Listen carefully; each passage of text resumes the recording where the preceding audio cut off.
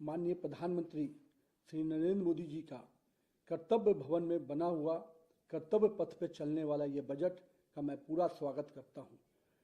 जिस प्रकार से माननीय निर्मला सीतारमण जी ने लगातार 9वीं बार अपना बजट रखा है, ये भारत सरकार की पॉलिसी सस्टेनेबिलिटी और गुड गवर्नेंस का प्रतीक है। माननीय प्रधानमंत्री जी का जो विश्वास जनता के बीच में है, उसको ये बजट पूरी तरह से दर्शाता है। हम लोगों ने देखा कि किस प्रकार से माननीय प्रधानमंत्री जी का सबका साथ सबके विकास के जो मूल मंत्र हैं, वो इस बजट के पूरे विस्तार में दिखता है।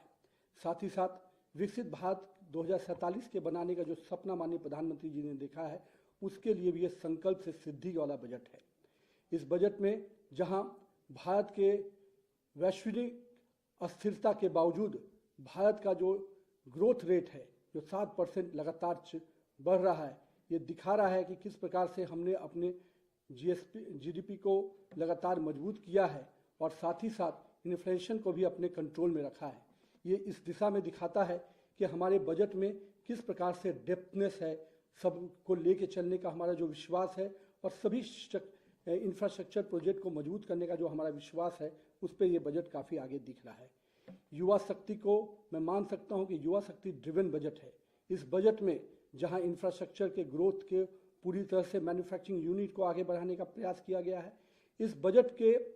में नए रोजगार के सृजन के अवसर को उत्पन्न किया गया है। मैं मानता हूं कि जिस प्रकार से सेमीकंडक्टर, इलेक्ट्रॉनिक्स, स्पोर्ट्स, बायोफार्मा, ऐसे कई अन्य क्षेत्रों को जिस प्रकार से सरकार का इंसेंटिव मिल रहा है, कहीं 40,000 करोड़ का सेमीकंडक्टर्स के क्षेत्र में, 10,000 करोड़ का बायोफार्मा में जो सपोर्ट सिस्टम खड़ा हुआ है, ये सपोर्ट सिस्टम स्पष्ट रूप से सरकार की इस मंशा को दोहराता है कि हम नए रोजगार के सृजन की दिशा में आगे बढ़ रहे हैं। साथ ही साथ इस बजट ने महात्मा गांधी के ग्राम स्वरोजगार पहल को भी दिखाया है। इस पहल से जहां हमारे बुनकर, हमारे छोटे कुटीर उद्योगों को इसका लाभ मिलने जा रहा है और ग्रामीण क्षेत्रों के रोजगार को मजबूत करने की दिशा में ये बहुत बड़ा कदम है। साथ ही साथ टूरिज्म और कल्चरल सेंटर को भी विकसित करने का जो सपना माननीय प्रधानमंत्री जी देख रहे हैं, लगातार उस दिशा में सरकार का ये बजट उस पहल को दिखा रहा है। साथ ही साथ हम कह सकते हैं कि 20 नए वाटरवेज के निर्माण का जो पहल है, वो कहीं ना कहीं हमारे नए ट्रांसपोर्ट के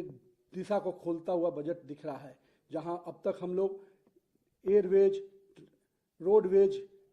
पर काम करते थे, ट्रेन पे काम करते थे, रेलवे पे काम करते थे, अब हम वाटरवेज की दिशा में भी बेहतर अवसर के साथ आगे बढ़ रहे हैं। पटना और बनारसी को शिप रिपेयरिंग सेंटर के रूप में विकसित करने की जो योजना माननीय प्रधानमंत्री जी ने बजट में दिखाई है, उससे कहीं ना कहीं इन इलाकों में भी बहुत बड़ा नए रोजगार के सृजन होंगे। हम कह सकते हैं कि नारियल के उद्योग को और जिस प्रकार से मछली पालन को बहुत बड़ी प्राथमिकता देना इस सरकार के स्पष्ट मंशा को दिखाता है कि हम हर वर्ग को, हर क्षेत्र को लेकर आगे बढ़ने की दिशा में आगे बढ़ रहे हैं। मैं माननीय प्रधानमंत्री जी को और निर्मला सीतारमण जी को इस चीज़ के लिए भी बधाई देता हूं कि जहां आपने ट्रांसपोर्ट सेक्टर्स को पूरे